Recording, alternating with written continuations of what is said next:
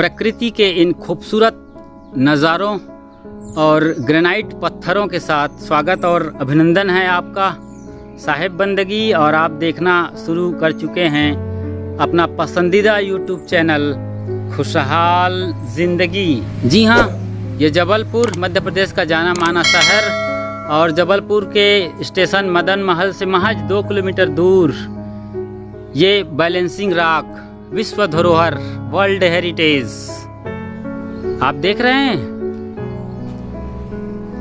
एक बड़ा पत्थर है 40 टन का, दीर्घ गोलाकार और छोटी सी जगह पर टिका हुआ है, जबकि अधिकांश हिस्सा इस जमीन की तरफ झुका हुआ है और 1 फुट की परिधि पर इसका गुरुत्व केंद्र है। क्या गजब का और कुदरत का कमाल है।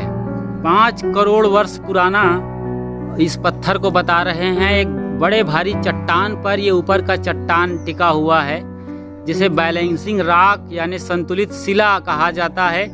इस तरीके के नज़ारे जबलपुर में और भी कई जगह हैं, लेकिन ये सबसे फेमस है और काफी बड़ा नामी है। इतना पुराना और इतनी छोटी जगह पर पिछले 5 करोड़ साल से, जैसे कि भूगर्भ शास्त्री बताते हैं, ये रॉक, ये चट्टान यहाँ पर टिका हुआ है। बहुत करीब से देखिए, आपको लगता है जैसे फिसल जाएगा। हमारे एक फॉलोअर ने तो यही कहा था इस फोटो को देखकर कि आप इतना बड़ा स्टंट क्यों कर रहे हैं जानलेवा। जबकि 97 में जब भूकंप आया था यहाँ, तो ये टस से मस नहीं हुआ था और इसके अलावा शहर के कई घर गिर गए थे, मकान बिखर गए थे, जमींदोज हो गए थे, लोग भी मारे गए। मगर ये 1 फुट की परिधि पर टिका हुआ एक गुरुत्व केंद्र है। इसका गुरुत्व केंद्र मतलब हजारों नहीं करोड़ों साल के इतिहास में इसमें अपर्दन और क्षरण की प्रक्रिया हुई है। मतलब इसके वो हिस्से जो घुलनशील थे, टूट फूट कर निकलने वाले थे, सब निकल गए, छोड़ दिए और एक छोटी सी जगह बिल्कुल 1 फुट की परिधि है, उस पर ये टिका हुआ है और बड़ा खूबसूरत अंदाज में टिका हुआ है। आप सोचिए जरा, आपके मन की क्या दशा हो रही है देख करके। जैसे कि हमने बताया, हमारे एक साथी ने कहा कि यहाँ हालत बड़ी खराब हुई जा रही है हमारी। देखकर, फोटो को देखकर उनकी हालत पतली हो गई थी। और आप यहाँ रियल में वीडियो देख रहे हैं, इसके करीब आते हैं आप जबलपुर में तो आराम से आ सकते हैं। बड़े स्टेशन से तकरीबन 6 किलोमीटर दूर है। इस तरफ से आते हैं और आप ये कार लेके आ सकते हैं, कोई चार्ज नहीं है, निःशुल्क है यहाँ पर ये सारा नज़ारा। और उसके अलावा सामने शारदा माता का मंदिर है और ऊपर जब जाते हैं इस तरफ पहाड़ियों की ओर, तो तकरीबन 500 मीटर की ऊंचाई पर विश्व प्रसिद्ध और मदन महल के नाम से विख्यात रानी दुर्गावती का किला है, जहां आपको जाना और देखना चाहिए। तो जबलपुर आते हैं तो बहुत कुछ देखने लायक है। ये ग्रेनाइट के चट्टान है, वहीं दूसरी तरफ यहाँ संगमरमर के चट्टान है भेड़ा घाट में। यहाँ से तकरीबन 20 किलोमीटर दूर भेड़ा घाट में धुआंधार जलप्रपात आपकी प्रतीक्षा कर रहा है, स्वागत कर रहा है। एक दूसरे वीडियो में हमने धुआंधार जलप्रपात का पूरा नज़ारा आपको दिखाया और बताया है, कृपया इस वीडियो को ज़रूर देखिए। मगर यहाँ इन पत्थरों को देखते हुए, समझते हुए आपको ये देखना और समझना है कि आप अपने मन को कैसे स्थिर करेंगे। मन जो खोपड़ी में, मस्तिष्क में माना जाता है आम तौर पर, आपकी खोपड़ी भी इसी बैलेंसिंग रॉक के बराबर है। बिल्कुल शरीर के ऊपरी भाग में स्थिर है आपका सिर, और वहीं मस्तिष्क है जहां से पूरा शरीर संचालित है।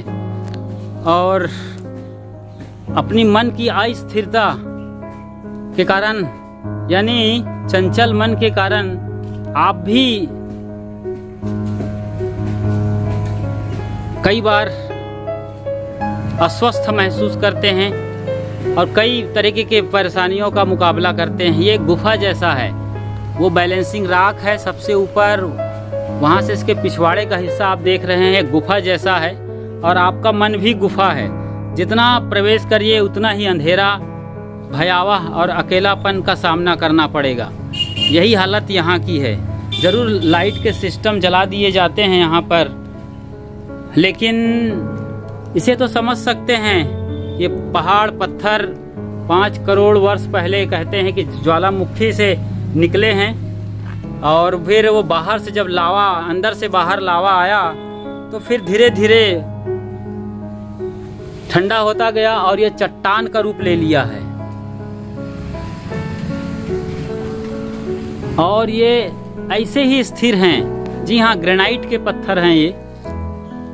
कैसा बैलेंस देख रहे हैं, बहुत हैं ऐसे बैलेंसिंग रॉक यहाँ जबलपुर के इस पहाड़ी इलाके में। नर्मदा नदी निकलती है जबलपुर से, उसी पर भेड़ा घाट का जलप्रपात है। वहाँ पर संगमरमर के चट्टान और यहाँ पर ये ग्रेनाइट के। तो ये सब पूरा सिस्टम इनको संभाल रहा है। हालांकि अपने गुरुत्व केंद्र पर वो टिका है, लेकिन ये पूरा पीछे का हिस्सा आप देख पा रहे हैं, समझ रहे हैं इस तरीके से।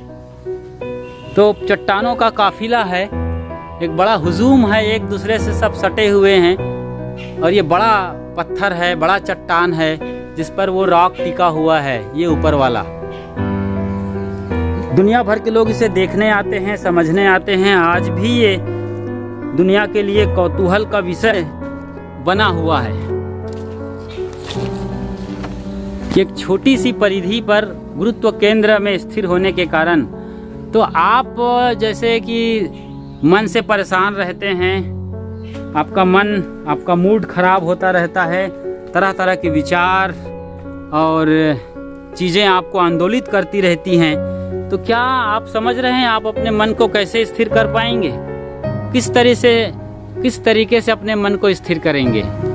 तो आपका गुरुत्व केंद्र क्या है जिसमें आपका भारी भरकम मन, जी हाँ, कई बार तो आप मन के बोझ से ही दब जाते हैं। ये तो केवल 40 टन वजनी है, आपका मन तो उससे भी करोड़ों टन ज़्यादा वजनी हो जाता है, और ये तो केवल 5 करोड़ वर्ष पुराना माना जाता है।